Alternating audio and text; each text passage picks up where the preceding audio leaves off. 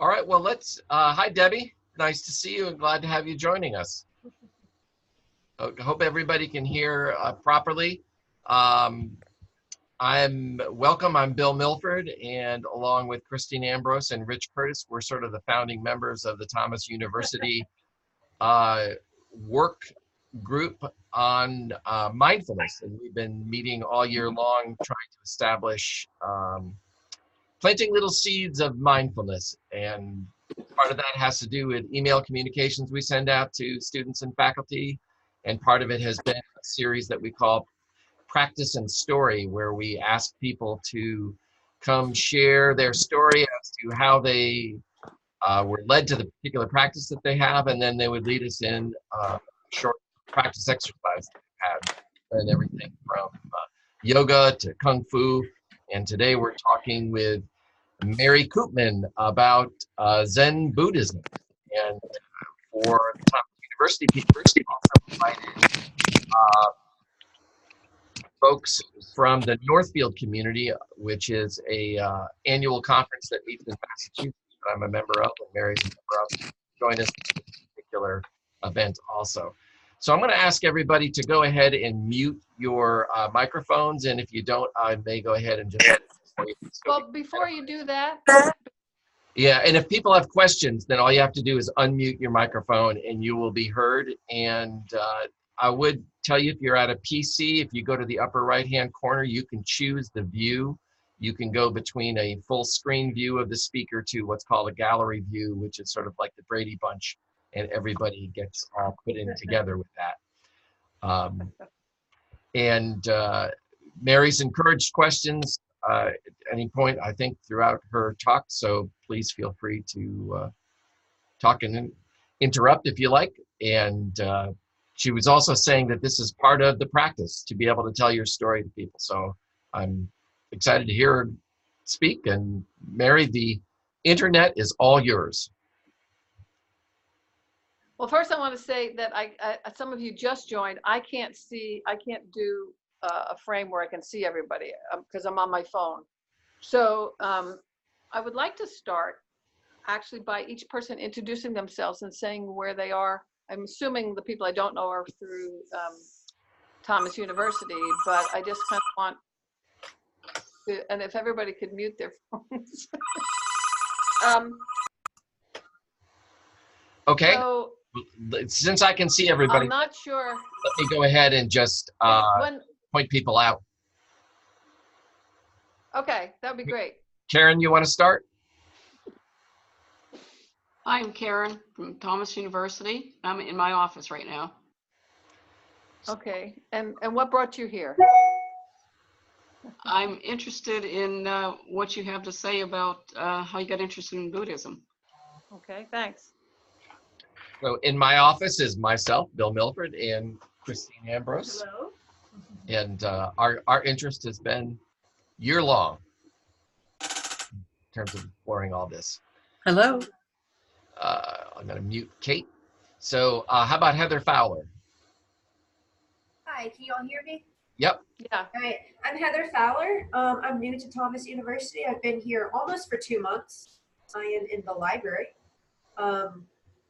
And I'm just kind of wanting to get involved and see what all Thomas University has to offer as far as the different people that they bring in and just learning new things. I am a librarian, so I enjoy learning new things. Perfect. Hey. Rich?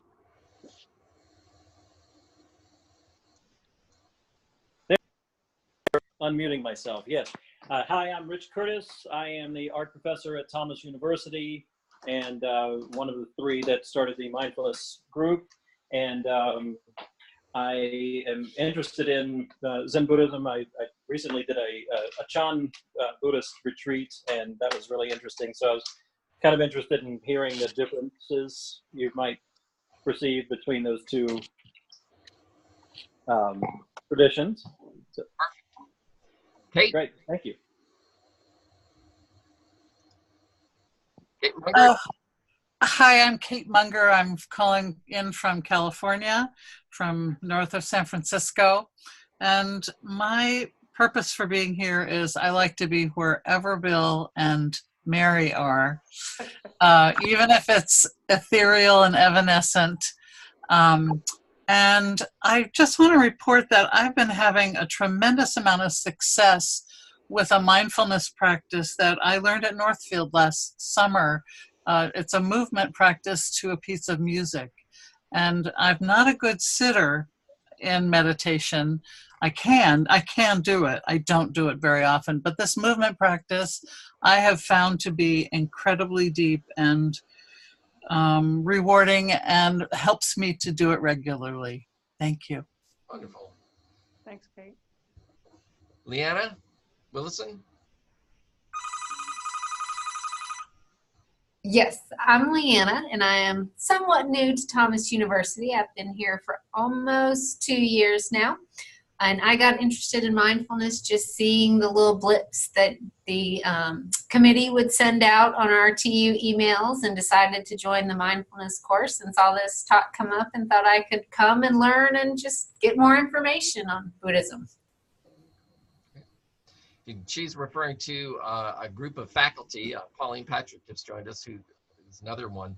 We're all doing a mindfulness fundamentals class that is part of the Mindful Schools organization in order to try and incorporate mindfulness into education.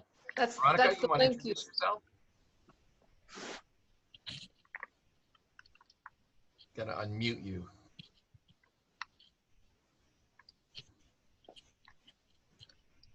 Veronica, we've got to unmute your audio. Can you unmute it? I was trying to There do you go. so. Perfect. Okay, so I'm Veronica. I'm in Montreal. I'm here because I really want to hear Mary's story. I'm a Zen practitioner myself. I don't know, I've been doing it for 25 years. I totally believe in it. And yeah, I'm just curious to see, you know, like, how can we make this wonderful treasure more available to people? Beautiful. Thank you so much. Pauline, you want to introduce yourself? Hi, I'm Holly McLean. I know Mary and Bill from Northfield Conference, and I'm calling from Washington, D.C., and I just want to be with Bill and Mary, too. And I miss Mary, and I want to hear Mary's, I want to be with you, Mary. I miss you, and I also really love your Buddhism, and I want to soak it up.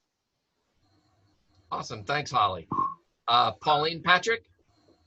Hi, I'm Pauline Patrick. I'm a professor here at Thomas University, and I have dabbled in mindfulness for a couple of years, but have really enjoyed taking a course with Bill and Rich Curtis, and several of us are in that course. Anyway, it's a mindfulness course. I've really enjoyed it. It's gotten me back into regular practice, and so I was excited to hear Mary's story and learn more about you. Great. Thanks. Carol Costello? Oh, can you hear me? I can. Oh, great. I can see you guys.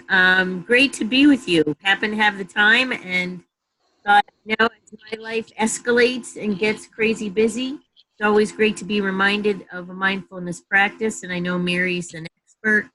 And anytime I can see Bill and Mary at the same time, I feel blessed. So that's why I'm here. We're getting a lot of good press here. I'll take that. Oh, we are. Debbie Orzak? Oh. Hi. I don't know if that. Hi, can you I hear can me? hear you. Yeah. I mean, Bill and Mary and I, you know, I'm a Northfielder, and mindfulness has been a part of my life off and on for years, and to be able to hear their story and to reconnect to Northfielders. And I know that for me, it's, again, I found that it's saving my life. And I wanted to just reconnect to mindfulness and to Bill and Mary and to several other Northfielders who I recognize, and to hear other people. And I'm learning to listen more, which is really important for me, and to just use it to help me through and to learn to incorporate it into my writing. Great. Glad to have you here, Debbie. Thank you. Grace, go ahead.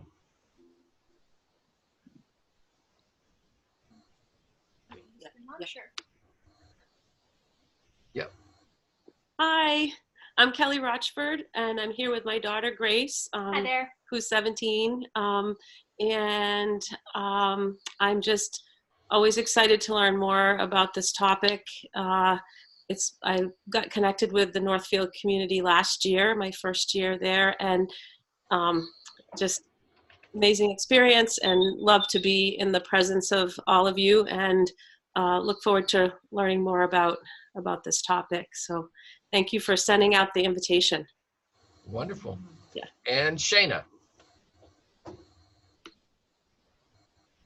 Hello, my name is Shayna James, and I'm a social work student at Thomas University. I'm in Tallahassee, Florida, and I'm interested in learning about this meditation practice. Great. Well, thank you all. That's everybody, Mary. Okay, so I hoped that this would be interactive, but I'm looking at the time, and I think I just need to plow through this. But at any time, if anybody has a question, feel free to interrupt. I just don't think there's enough time to have it be as engaged by all of us as I thought it would be. So as Bill said, there's a tradition in my Soto Zen practice where different students give a talk called the Way Seeking Mind Talk. And it's a talk about really your life from the beginning, and what influenced you, and what formed you, and maybe what innately is within you that you think is what brought you to this day. So that's what I'm going to do. So a lot of it isn't about Buddhist practice. It's not about mindfulness, but it's about my childhood and my upbringing and the events in my life that brought me through to the point where I finally did find practice and began. So this is my story, and it's how I remember it. I was a talkative, impulsive, very physically active child. I remember I was kind of I think a trial for my parents and my elementary school teachers particularly, but I was really curious, and I often didn't pay attention to what was going on in class because I was more engaged with what was going on around me, my friends, and talking. I also remember that what was really important to me as a child was when I would encounter an adult particularly who would engage with me in a way where I felt heard and seen, and was willing to explore the world in a way that often in school and just in my family, that kind of thing didn't happen. The experience of the natural world was what in many ways supported me in my early childhood. We lived right on the edge of the North Shore of Long Island, where all the big estates were, and I had the hole in the fence in my yard, and we all were out there in those woods and in the creek and climbing trees. Anytime, summer or winter, I could be out there, and it really was an important element that I feel like kept me connected to the world. The other thing that I realized that was very important in my later childhood, I had a sailboat, and I could get on that boat and go out all summer long with my best friend. And you have to pay attention if any of you have sailed. You have to learn to watch the water, you watch the wind. The windier and crazier, the better for us. We used to have the best time, but it was really an important part of giving me the understanding that I could navigate, that I could engage with the natural world in a way that it was really, I really felt embodied by it. And as a teenager, I continued to be an explorer, and between rock and roll and drugs, I had quite a few experiences. I was lucky. I lived in New York, and I was at the Fillmore as often as I could be in Manhattan seeing live music, but I also tried every drug that probably came across my path. I'm lucky I don't have an addictive personality, and I was never worried about that. It was really the experiences I was after. But unfortunately, that's also how I contracted hepatitis C. I got hepatitis B probably then, but later on discovered that I also had hepatitis C, and that'll come more in my story as we go along.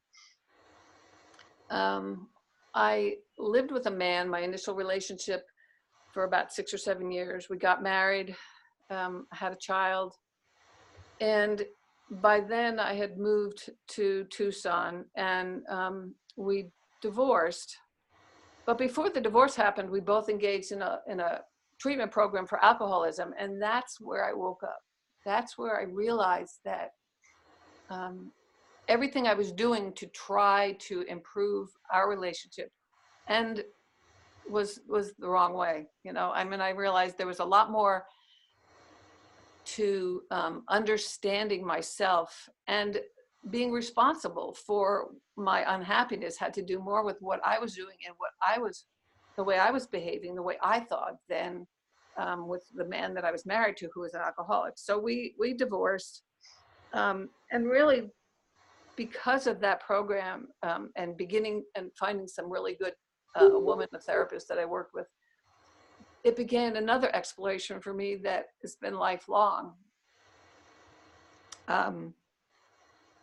Again, throughout the period of my adulthood, there have been people who have been so important, that they saw something in me, they recognized something that I knew was there, I guess, but I never had much, I didn't cultivate it, I didn't have any confidence in it, because I'd never encountered that kind of support before. And that came through many different ways.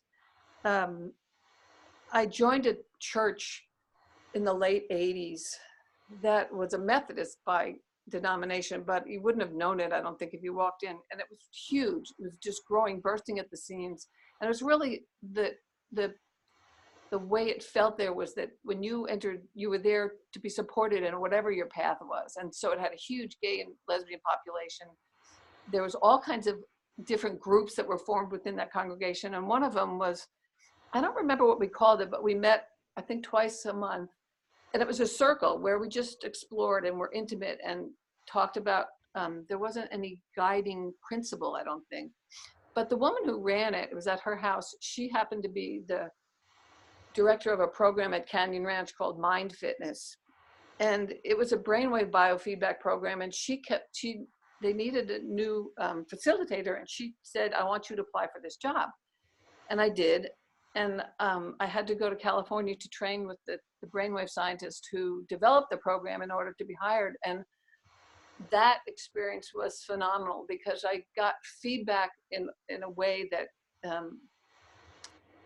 this is what the program provides you, that I realized so much about myself and these strengths and my abilities that got reinforced, and the innate knowledge that we can come to through. And, you know, I never thought of meditating before that, but a lot of it had relating to just paying attention to what arises. So that she was really an important person to help me open up to what meditation can provide.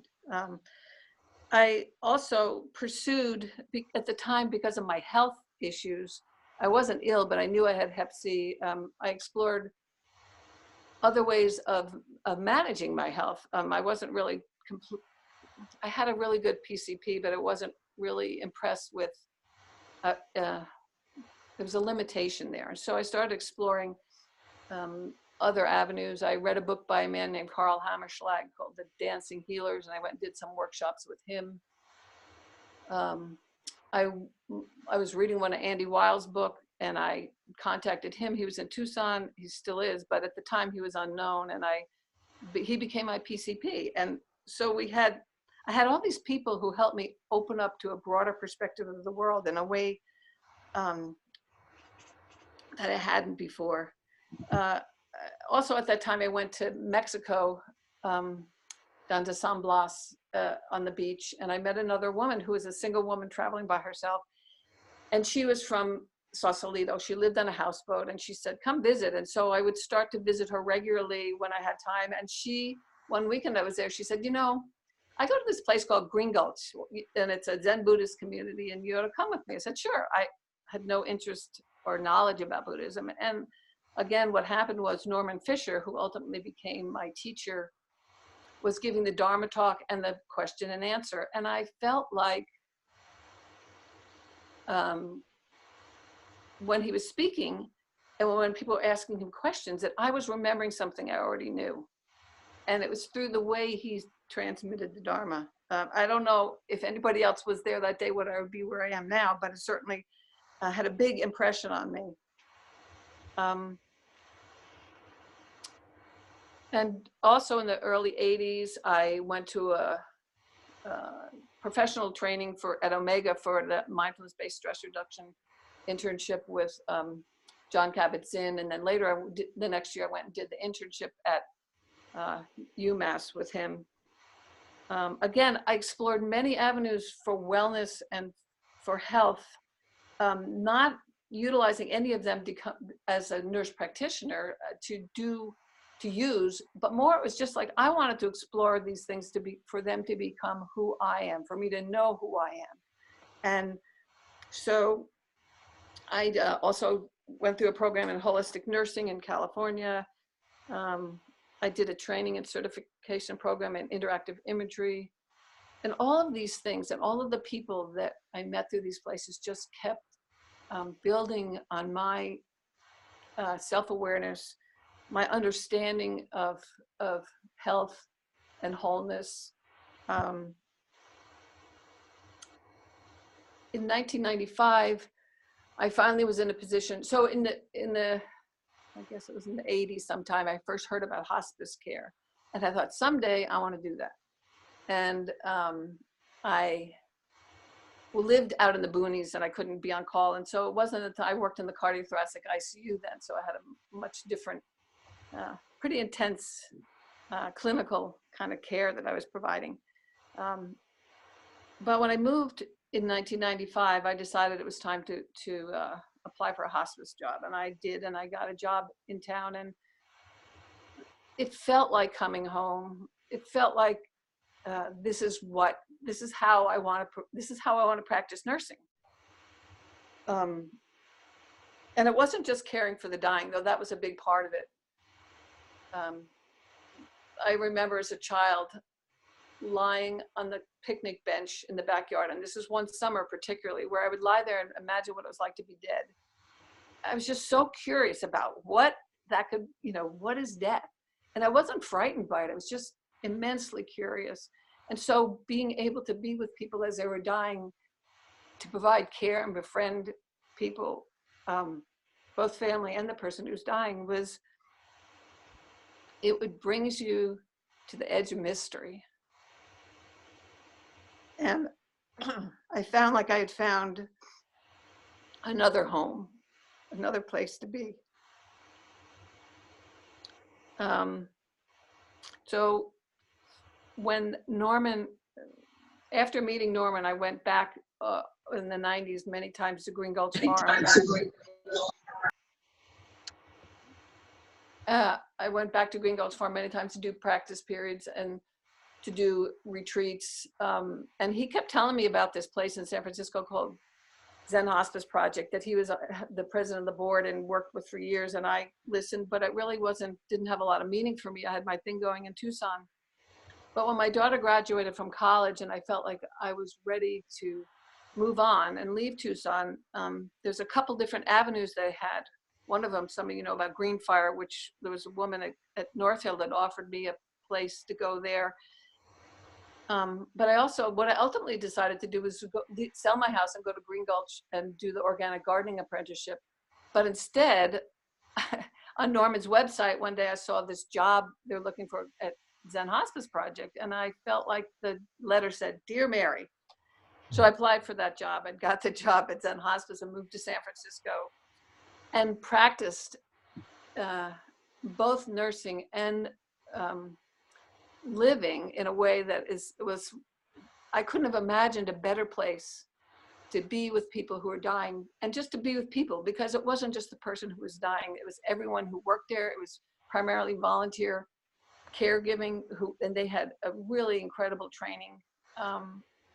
But we cared for anyone who walked through that door, whether you were staff, whether you were volunteers, whether you were people upstairs who were dying, in a really intimate, familiar way. But ultimately, after a couple of years there, my illness was catching up with me. I realized I needed to go have my liver checked out again because of my Hep C. And I was in San Francisco. There's some really great specialists there. So I went to UCSF and met an amazing man who is a hepatologist and head of viral research there. And he kind of guided me through the next year of treatment. And ultimately, he left, and I was not happy with where I was, and people helped me direct me back to another program at Mayo Clinic in Jacksonville, Florida, where in 2006, I went and had a liver transplant because the year before I'd been diagnosed with liver cancer.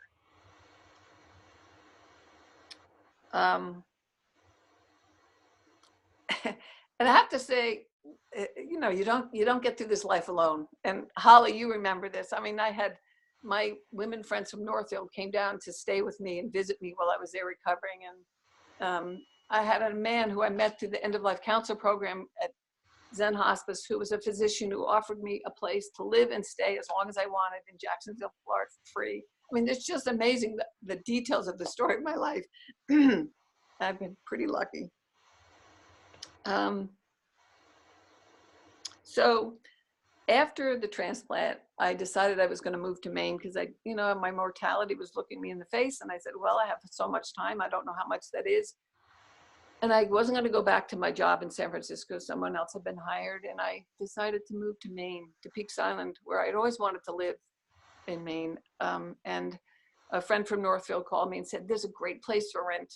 And it was just the right time when I was moving. So I moved to Maine. I packed up my stuff, went back to San Francisco, loaded up all my belongings, and moved to Peaks Island, Maine. And ultimately, I wanted to live in Maine. I thought my daughter would end up in New England. She loves New England. But there was no practice place there. The Zen Buddhist community, I tried to connect a few times. There really wasn't anything happening. And my daughter ended up moving back to Tucson and settling. And I came back to visit her, and she was with a man I knew I could see the future for them. So I moved back to Tucson. And when I arrived here, so there's this thing I'm wearing is called the Rakasu. And when you take the Buddhist precepts as a layperson, you sew this by hand, you cut it and sew it, and it becomes your robe that you wear whenever you practice, whenever you sit, or whenever you listen to Dharma talks. And I finally did that after 20-something years because I missed my Sangha, I missed that connection, and I felt like it would really hold me. And when I was finished, I realized I wasn't done. And I talked to Norman about being ordained. And ultimately, that's what I did 5 years ago. I was ordained. And I also needed to have that form of our practice here. So I started a nonprofit called Sky Island Zen, which is our little tiny Zen, Soto Zen Sangha. And we have a meditation every Saturday morning, and along with a service, and we have a Dharma class every Monday night, and it's based on books. And right now we're using this book called Mindfulness and Intimacy, which is a great serendipitous event because of today, but it's a wonderful book. And so that's where my practice is today. I do go back to California as often as I can. I always attend their annual retreat. I hold 2 retreats here. One's a women's retreat and one's a formal sesshin, which is a Zen Buddhist retreat. And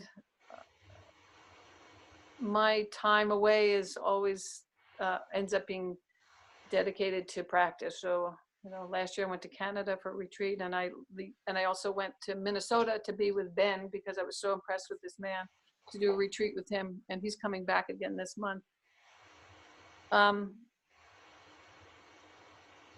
So that's how I ended up here. Again, I the Buddha often says that the most important of the three treasures is the Sangha.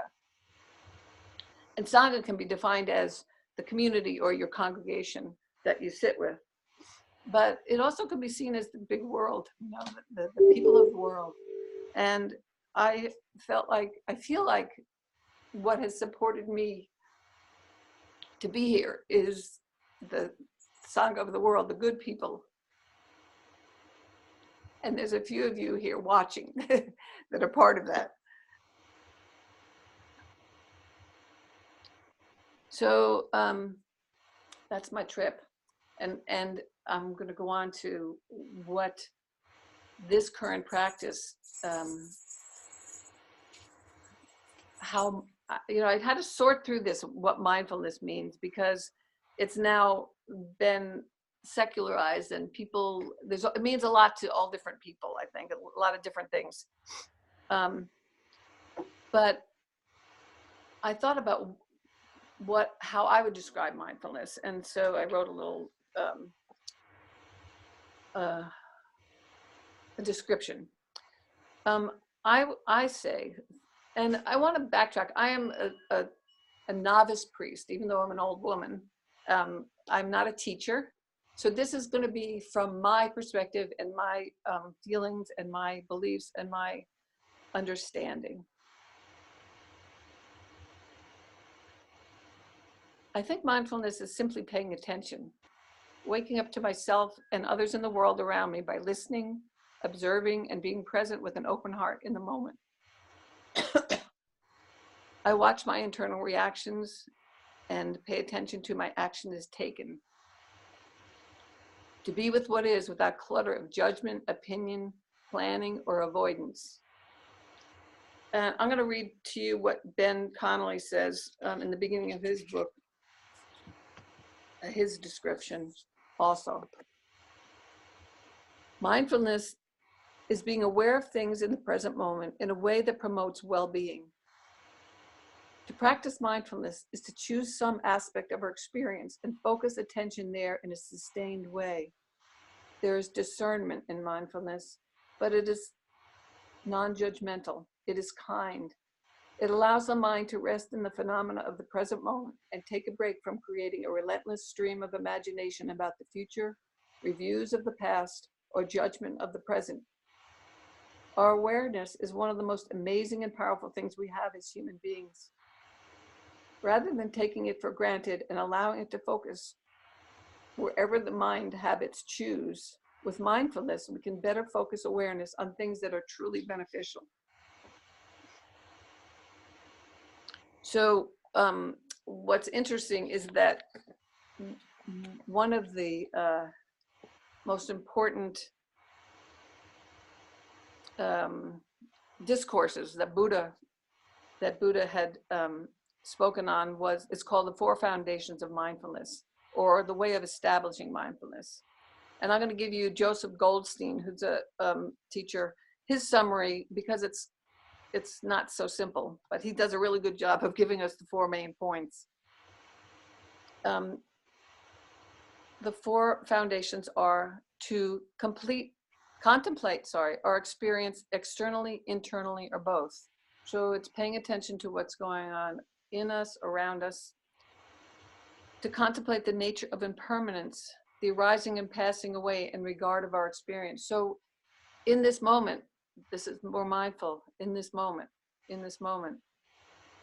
Establishing enough mindfulness to recognize simply what is unfolding in the moment without our mental commentary and remain mindful of what is happening. And for abide without clinging to anything that enters our realm of experience. So to me, this pretty much describes what Zazen is. Zazen is the term we use for meditation.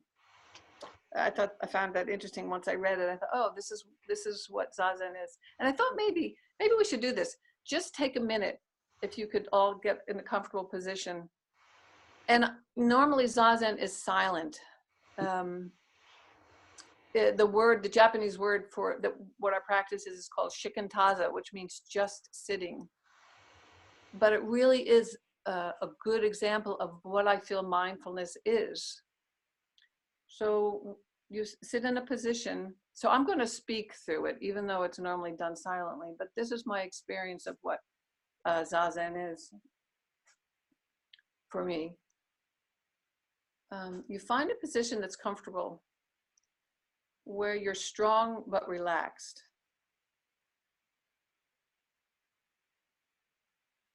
And begin to pay attention to your breath. Maybe where it's coming in through your nose, or the softening of your belly as you inhale and exhale.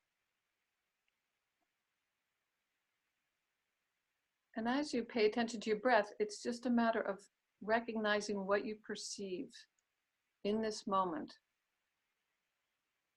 It might be a sound or a sensation in your body, a tightness in your knee, a smell coming from outside. But over and over, what you're doing is just perceiving. And when thoughts come, we have to use our thoughts even to perceive. You're recognizing, you're using your thoughts, but they're thoughts of this moment. When thoughts come that aren't of this moment, what the practice is to see that they are thoughts that are taking you from this moment and just let them go. And you do this over and over and over and over. And there are many different ways to meditate, but this is just, for me, basic Zazen. And so to me, it's also basic mindfulness. And yet, our practice says that Zazen doesn't end on the cushion when you get up. It also, Zazen is what we take out into the world. And so how do we do that? How is mindfulness brought from that cushion out into our lives? I'm going to read you something else that Ben says, which I thought was good. And it's about the 4 Foundations of Mindfulness Sutra that I was speaking of before. One of the main teachings is the teaching of the senses, which is kind of what I've alluding to when you're sitting still and you're just paying attention to what you're perceiving in the moment. The teaching of mindfulness of the senses are subtle and complex, but they emphasize first seeing how sensory experiences cause us to suffer, and then learning how to let go of the clinging to sensory experiences that cause suffering. If mindfulness and intimacy with the senses are not done well and in balance with other practices, they can increase our suffering by making us more attached to pleasurable experiences. What we need is a practice that helps us know and be close to the senses without becoming attached to particular kinds of sensations. So it isn't a way of escaping, it's a way of turning towards what is. That's the way I see it and understand it.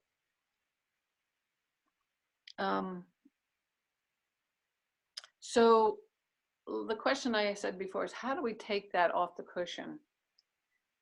And for me, the question is to be mindful of what? When you leave the cushion, and it's not just our bodies, our breath that we're being mindful of. And there are many things in my Buddhist practice that provide that kind of guiding. Buddhists love lists. I'm going to give you a few of them that are important, and they're like the foundation that hold our lives or hold my life. That when we get out and encounter the world and our difficulties and hardships and joys and sorrows, they become the guiding principles of how to respond.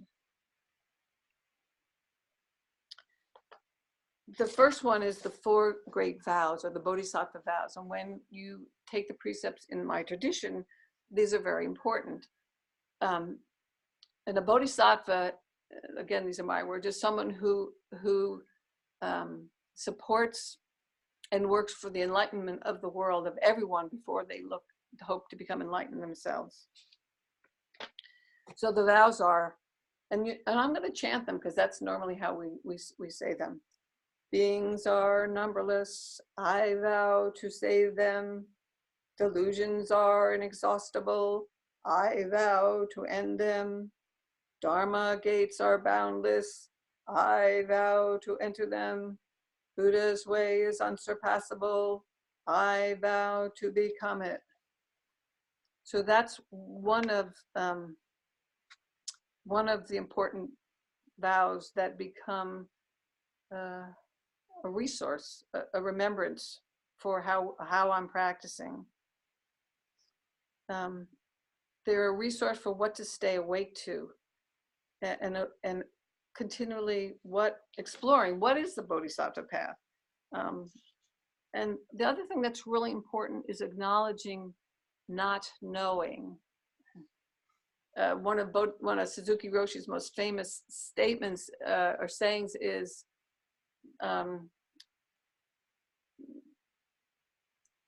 just drew a blank, about the beginner's mind. It's gone. The expert doesn't know anything. The beginner's mind is open to everything. That not knowing is most intimate. That's another term. That if you come to a situation where you think you know something, you're going to miss what's in front of you. That it's really the best way to be intimate with this moment is by coming fresh without knowing. And then the other part of a committed Zen practice is taking the 16 Bodhisattva precepts. And that's what you do when you sew this rakusu. This is a black one, and because I'm a priest, but initially when I first took the precepts, it was blue. But you taking the precepts in preparation for taking the precepts, you sew this rakusu. And this is an excerpt taken from Everyday Zen website, which is Norman Fisher's Sangha. It says, the 16 Bodhisattva precepts are a set of vows of ethical conduct taken many times in a Zen practitioner's life. The Bodhisattva precepts used in our tradition emphasizes conduct to benefit others and are taken by both monastic and lay practitioners. They form the basis of several ceremonies, jukai, or the formal receiving of the precepts, which is when you sew your rakusu, the priest ordination, marriage, and funeral. Many Zen centers chant the precepts once a month on a full moon in a ceremony of reflection, repentance, and renewal. The precepts are an inexhaustible mindfulness practice. They are also a lifetime of koans. The precepts help us to apply the vivid moment-to-moment awareness of our Zazen practice in our daily life of work, family, and relationships. So the precepts are broken down, and the first three are called the three refuges. And they are, I take refuge in the Buddha, or the principle of enlightenment within. I take refuge in Dharma, or the enlightened way of understanding and living. It also can be seen as the Buddhist teachings. I take refuge in Sangha, which is the community of beings or your particular Sangha that you practice with. So these are seen as refuges, and again, they're like the understanding that this is what supports me. This is my foundation. And the next three are called pure precepts. I vow to avoid all action that causes suffering. I vow to do all action that creates true happiness. I vow to act with others in mind always. So these are guiding principles. And I think one of the benefits, just like when you study anything, it changes from an intellectual understanding to body knowledge, or something that becomes part of who you are. And by using, I think the repetitiveness of chanting something that you find meaningful, that is what is most valuable to you, helps you become more able to practice in that way. The last ones are called the grave precepts. They kind of sound like the 10 Commandments in some ways. But I like the difference between a commandment and a vow. The expectation in Buddhism is not that you'll ever be able to maintain these. In fact, the expectation is you it's not realistic. You're not going to be able to. So there's no sin, there's no failure. It's a support of you in your practice. Not to kill, but to nurture life. Not to steal, but receive what is offered as a gift. Not to misuse sexuality, but to be caring and faithful in intimate relationships. Not to lie, but to be truthful. Hold on, my pages are out of order. Not to intoxicate with substances or doctrines, but to promote clarity and awareness. Not to speak of others' faults, but to speak out of loving kindness. Not to praise self at the expense of others, but to be modest.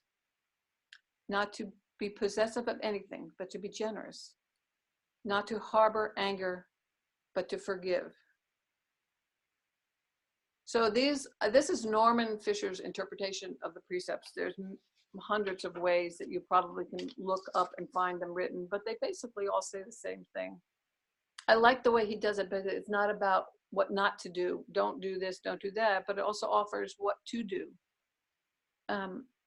It supports and nurtures our response to how to behave well. I And love how he mixes in substances and doctrines. So, absolutely. So probably, getting drunk and becoming a fundamentalist become on the same plateau where probably LSD and heterodoxy are probably okay, because you're opening yourself to more views. Well, you can be drunk on many things, right? I mean, it's not just substances. Yeah, the last one is not to do anything to diminish the triple treasures, which is the Buddha, Dharma, and Sangha, but to support and nurture it.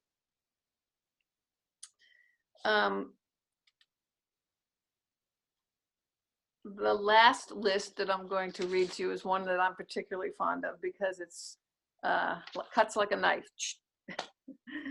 But it's back to that idea of mindfulness being important to be able to be with what is, whether it's good or bad. It's not just seeking positive pole spirituality where everything's great, because life isn't always great.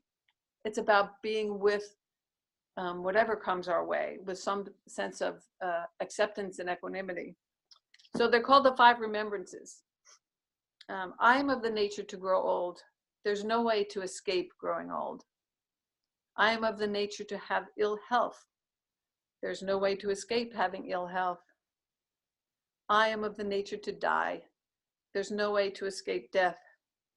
All that is dear to me, everyone I love, is of the nature to change. There's no escaping being separated from them. My deeds are my closest companions. I'm the beneficiary of my deeds. My deeds are the ground on which I stand. And in our Sangha, we have sutra books, and I made different covers, and those precepts, those 5 remembrances were on one, and this is the picture that goes with it. I don't know if anybody recognizes it. Anybody know what that is? Grateful Dead cover. It's a Grateful Dead cover, yeah. And actually, this is a photograph of a stained glass window a friend of mine did. But I thought it. So. We have about 10 minutes left, Mary. Yeah, I got you. I'm finishing up. I don't see mindfulness as a way to accomplish anything, but a way to wake up. It's not something to do, but a way to be. My hope is that through practice, we may begin to embody and live fully in a non-harming way. During one of the meetings I had with Norman when we were talking about my being ordained, he said, well, basically there's some basic tenets that are very simple, but they're not so easy, I can say. But this is what he said.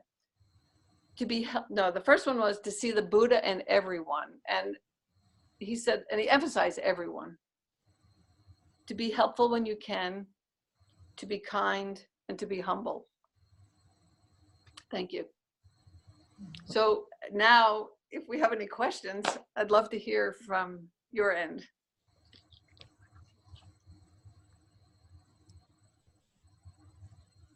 Questions, comments? So many times in your journey there, you talked about sort of the importance of fit, that you heard the right thing at the right time that felt very natural to you.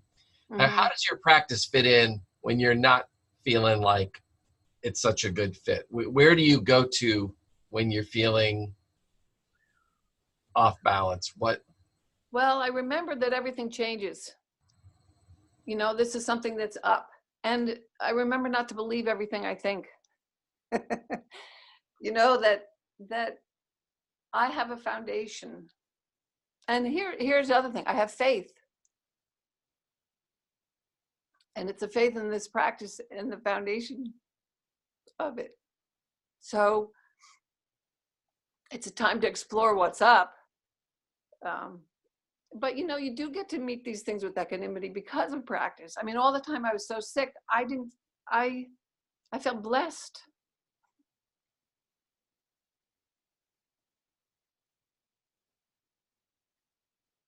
That answer your question?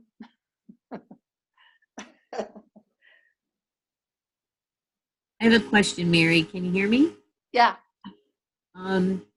This is wonderful. Always great to review and hear what you have to say. In this time of insecurity, unsureness, and you know, these rising conflicts, and you know, we hear about some other mass shooting. I mean, a world that I never thought I would live in, would be living in. How does your Zen practice help you find some balance, but more how to exist when this is happening all around? Well, I think when we look carefully at what causes our suffering, probably the majority of it is, this is kind of strong, self-inflicted. It's always hard when things like you described happen. But I think, and it's really hard to say that this is turning towards what is and accepting this is the reality of the world and not wanting it to be different. At the same time, of course, you don't ignore it and not try to do what you can. But for my own personal response, I try not to get lost in the suffering that I cause because I don't want this world to be this way.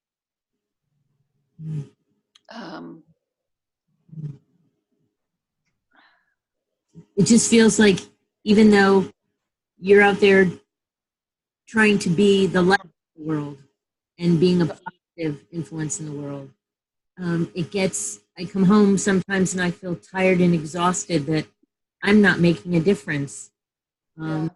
And try to, what I do is I do meditate, try to re-energize myself so that I can go back out and think that I am going to make a difference. Yeah.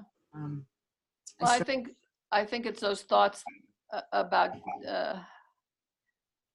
feeling like we're not making a difference, and it may be true, you know, but we're all human and we do what we can, and that's what I try to focus on. You know, what can I do? You know, when Mr. Trump was elected, the first thing I did was think, what can I do here locally? What's in front of me? I can't do anything about him. I still feel the same way. But I had to have an antidote to that feeling of being powerless. Yeah. And I just looked in my community to see what I could do. And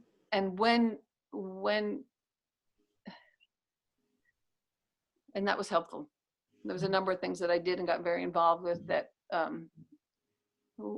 just helped me realize that we all can do good, even if it's just opening a door for someone. Yesterday, a friend of mine, she was driving along and she watched this guy running for the bus and he missed the bus. She pulled over and said, "Get in." And she drove 3 blocks and got ahead of the bus and dropped them off. I mean, there are things we can do to help ourselves get through these tough times. And sometimes they're just simple things, but Mary, yeah. I loved watching, I loved hearing the whole story and want to go back and listen again. What really touched me was how often the truth of what you were saying touched you, and that you're so connected to the truth of your own story. That really meant a lot to me and really moved me. Thank you, Kate. You've been there for a lot of it. So when I was ordained, Kate was there, and I'll never forget. And my friend told me she was touched by the same thing. I had to go around and acknowledge the people who supported me. And I went up to Kate, and she took her hands and went like this on my face.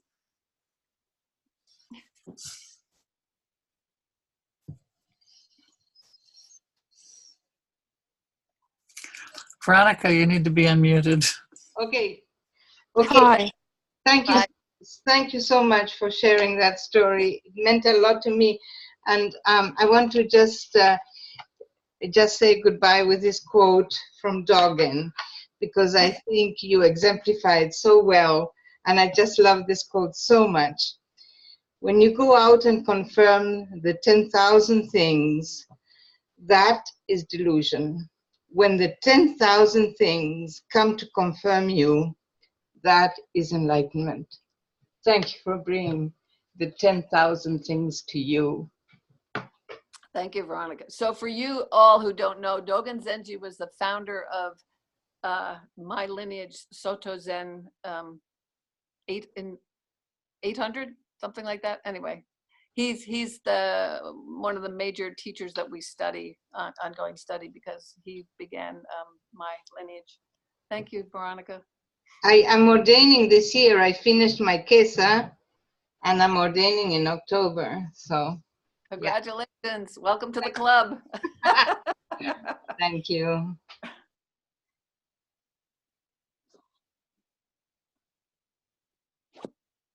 Anybody else?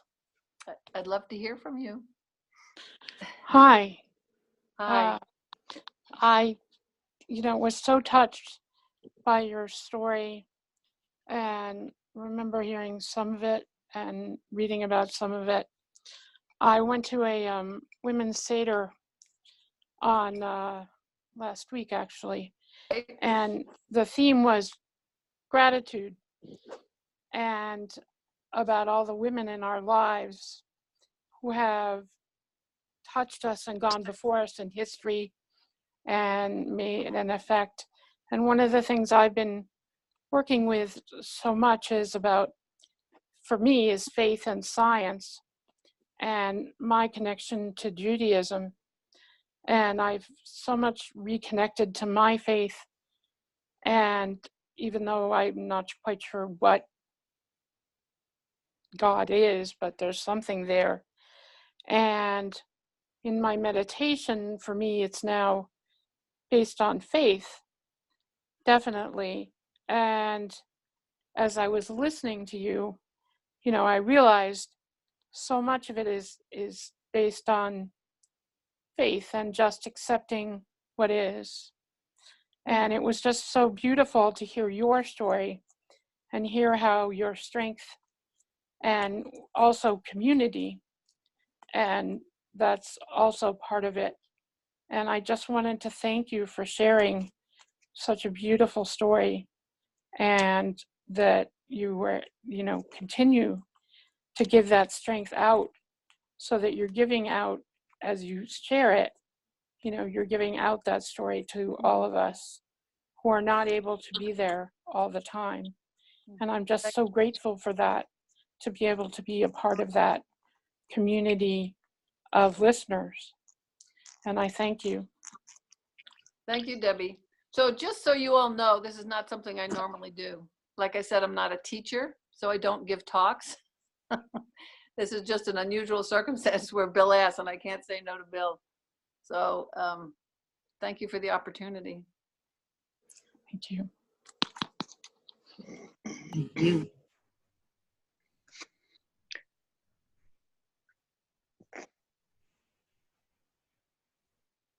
Well, yeah, I would like to thank Bill for setting this up. I've really appreciated your story and your comments, and also I appreciate our email exchange, and I do want to look the video and podcast up after this. And I asked, I guess, earlier while we were introducing ourselves about the difference between Soto and the Chan Buddhist lineage. We focus specifically on silent illumination technique in terms of our meditation practice, and so that was sort of an initial. It's different from what I had been studying with, like Joseph Goldstein has the Theravada, the insight meditation lineage, and so the silent illumination seems a little bit different. But the more they explain it, it all sort of points to the same. Yeah.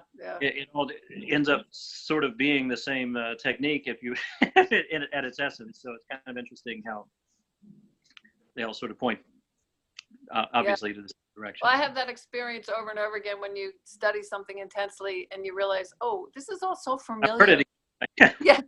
And I did the same thing when I was studying for the precepts. I felt like each precept we used many different books of different teachers, and you'd study it, and all of a sudden I find myself in the same field I was after the end of the last precept study. Yeah. It's all one. Right. Yeah. So thanks. Absolutely. Thank you.